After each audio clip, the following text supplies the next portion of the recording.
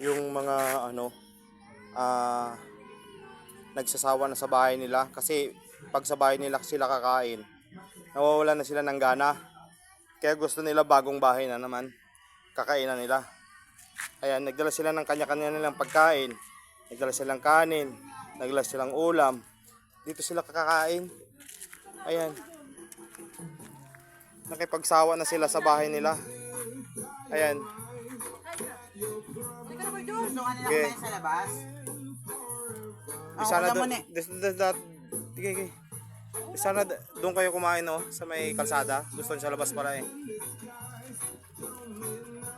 Ayan, nagdala silang kanya-kanya nilang pagkain at nagsawa na sila kumain doon sa bahay nila.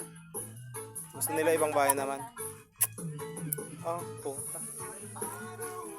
Tumutunog-tunog parang sarap na sarap Bayiw. Diba magligpit ka na?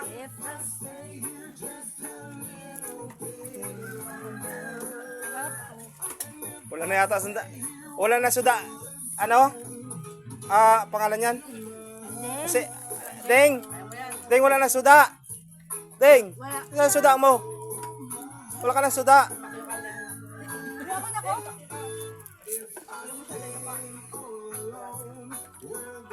Kanin lang.